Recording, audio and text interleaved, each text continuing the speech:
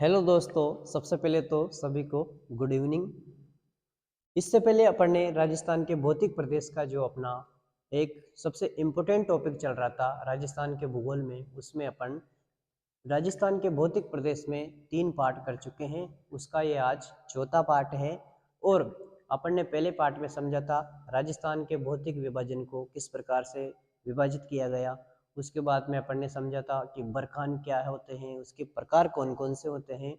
और उसके बाद में अपन ने तीसरे पार्ट में अरावली के बारे में चर्चा की थी और अरावली के दर्रे वगैरह के बारे में अपन ने चर्चा की थी और कुछ महत्वपूर्ण शब्दावली के बारे में चर्चा की थी। आज की क्लास में अपन जानेंगे कि अरावली के पठार कौन कौन से हैं और अरावली की चट्टानें कौन कौन सी है। साथ ही हम आज अरावली पर्वतमाला की प्रमुख चोटियों के बारे में भी बात करेंगे एक ट्रिक के साथ। ठीक है, तो सबसे पहले अपन बात करते हैं कि जो अरावली पर्वतमाला है, अरावली पर्वतमाला के पठार कौन कौन से हैं। इन पठार के बारे में अपन सबसे पहले चर्चा करते हैं। तो अगर अरावली पर्वतमाला के पठार की बात की जाए तो अरावली पर्वतमाला के ये जो पठार है इनको एक मैप के माध्यम से अपन समझेंगे। सबसे पहले अपन बात करते हैं कि सिरोही, सिरोही में कौन सा पठार है। तो सिरोही में सबसे बड़ा जो राजस्थान का पठार है वो है उड़िया का पठार। उड़िया का पठार राजस्थान का सर्वोच्च पठार है, सबसे ऊंचा पठार है, जिसकी ऊंचाई है 1360 मीटर। ठीक है, ये सबसे मोस्ट पठार है, इसको ध्यान रखना है। अपन को क्वेश्चन आ जाए कि राजस्थान का सर्वोच्च पठार कौन सा है, तो उड़िया का पठार है जो कि सिरोही में स्थित है और 1360 मीटर उसकी ऊंचाई है। ठीक है, अब अपन बात करते हैं अगला पठार। सिरोही में ही एक पठार है आबू पर्वत। सबसे पहले तो ये ध्यान रखना है आपको कि पर्वत नहीं है, ये तो इसका नाम है, लेकिन ये पठार है आबू पर्वत पठार। तो आबू पठार है ये, इसकी ऊंचाई है 1200 मीटर।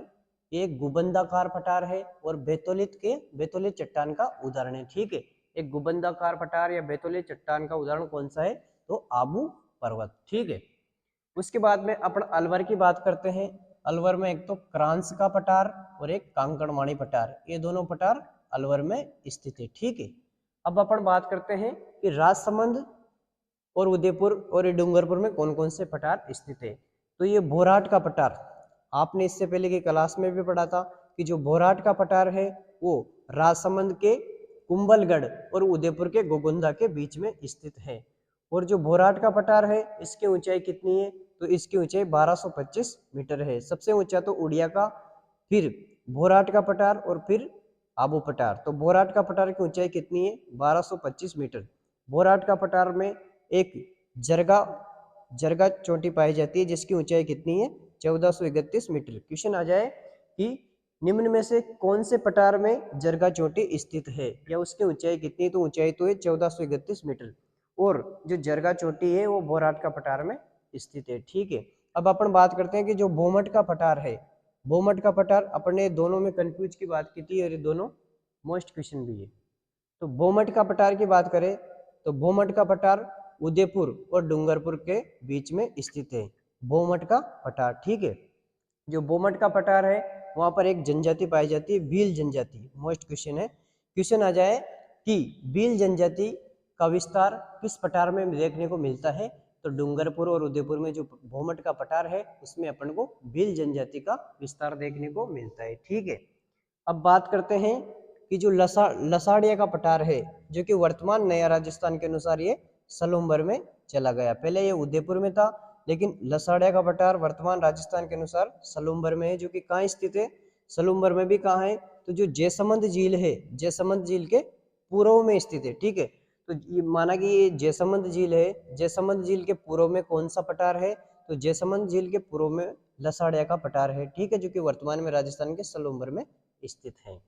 अब बात करते हैं कि मेसा और मानदेसरा, दो पठार है, एक तो मेसा और एक है मानदेसरा। तो मेसा और मानदेसरा वैसे तो ये हाड़ौती का भाग है, लेकिन ये चित्तौड़गढ़ में स्थित है। ठीक है, जो मेसा है, मेसा चित्तौड़ दुर्ग के लिए प्रसिद्ध है। ठीक है, क्वेश्चन आ जाए कि मेसा का पठार किस दुर्ग के लिए फेमस है, किस दुर्ग के लिए प्रसिद्ध है, तो ये चित्तौड़ दुर्ग के लिए प्रसिद्ध है।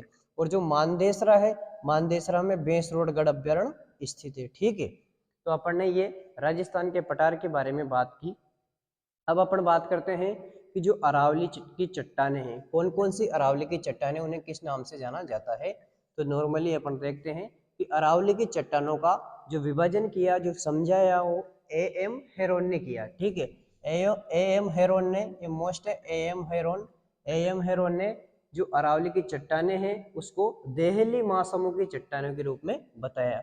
ये क्वेश्चन आ जाता है कि अरावली की चट्टानों को ए एम हेरोन ने किस रूप में बताया, तो देहली महासमुंद की चट्टानों के रूप में बताया। ये देखो, ये जैसे अरावली है, उत्तरी अरावली, मध्य अरावली और दक्षिण अरावली।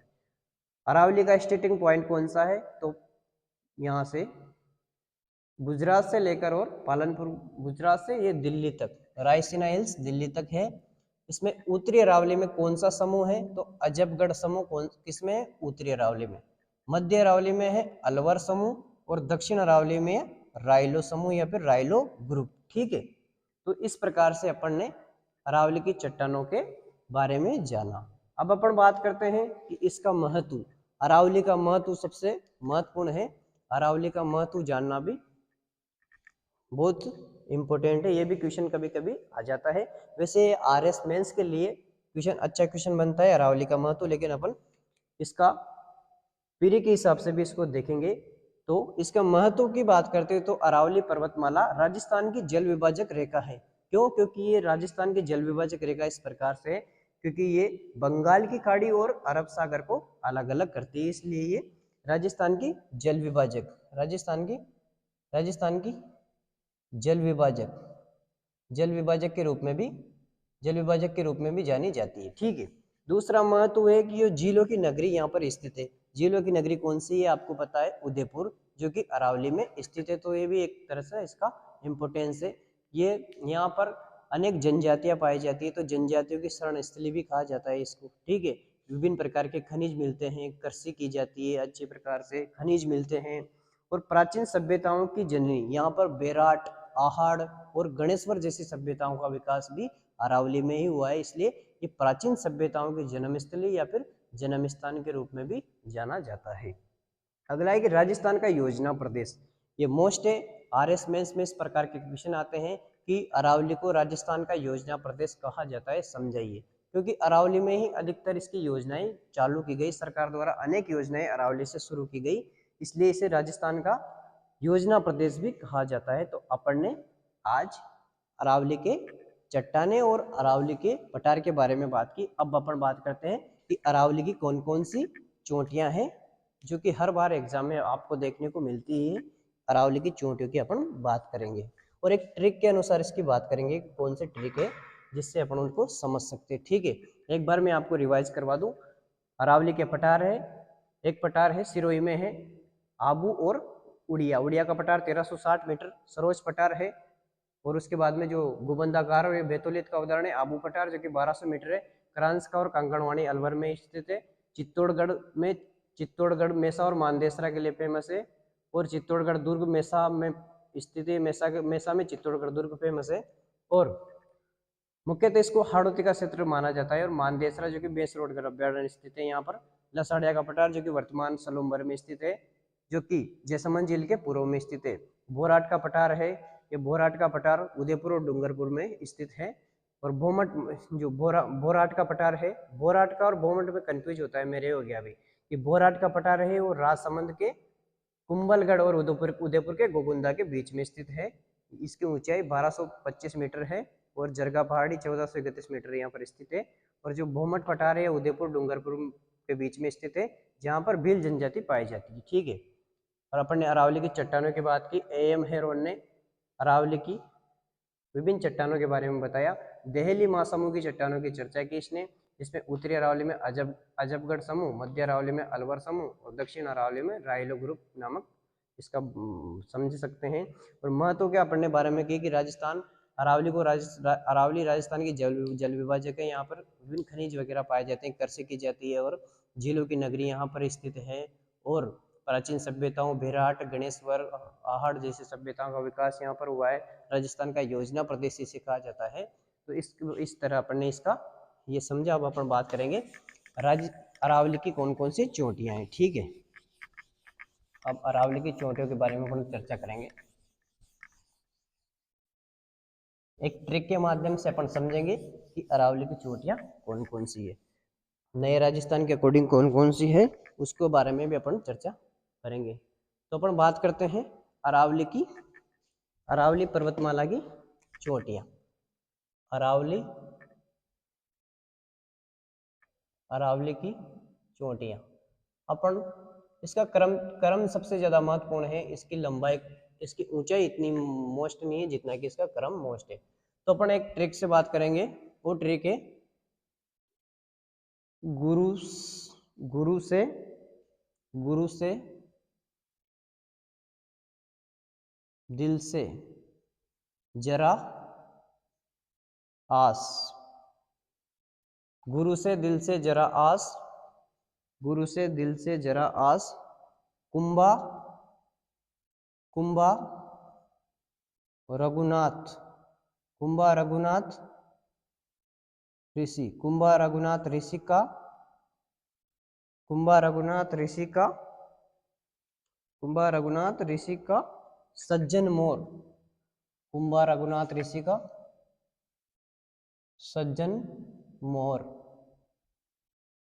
सज्जन मोर खो में सात बोली रोज बोले। ठीक है, इसमें रोज बोले में कुछ भी नहीं आएगा। ठीक है, तो ये ट्रिक है गुरु से दिल से जरा आस, कुंभा रघुनाथ ऋषि का सज्जन मोर, खो में सात बोली रोज बोले। ठीक है, तो गुरु से बन जाएगा गुरु शिखर।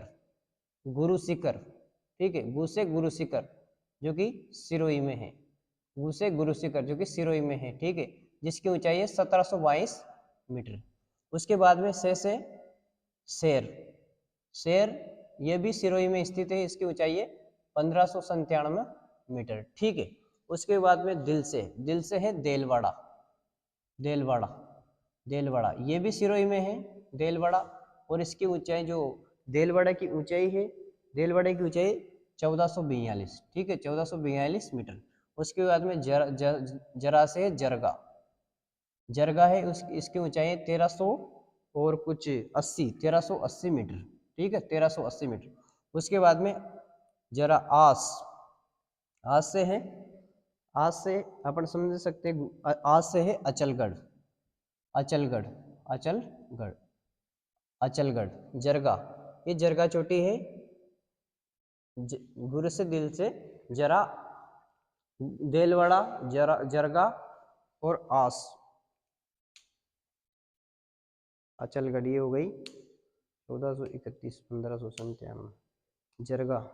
जरगा उदयपुर में है, ये जरगा 1431 है, अपन ने वहां पर देखा था, ये फिर उदयपुर में है। ठीक है, उदयपुर में है ये जरगा 1431। अचलगढ़ ये है 1428 मीटर।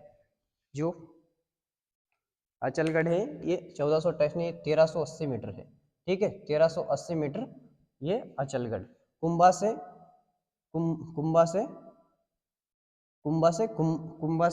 हो जाएगी कुंभलगढ़। गुरु से दिल से जरा आस, कुंभा रघुनाथ ऋषि का सज्जन मोर, को में सात बोली रोज बोले।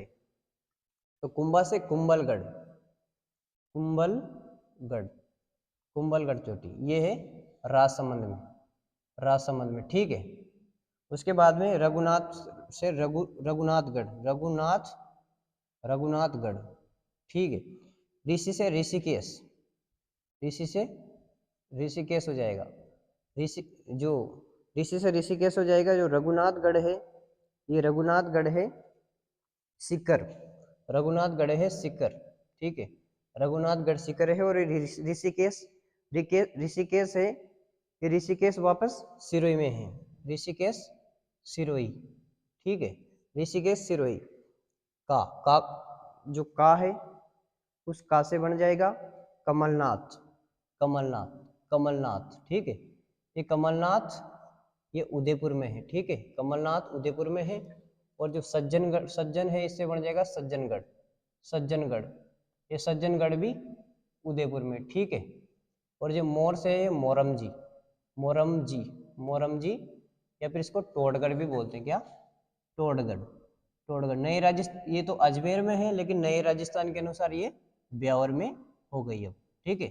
ब्यावर अजमेर में थी पहले, लेकिन अब ये नए राजस्थान के अनुसार ये ब्यावर में गिनी जाएगी, मोरमजी या टोडगढ़। हो में, हो से कोह, कोह, ये कोह जयपुर में, ठीक है। जो कोह है, कोह में, कोह है जयपुर में, ठीक है।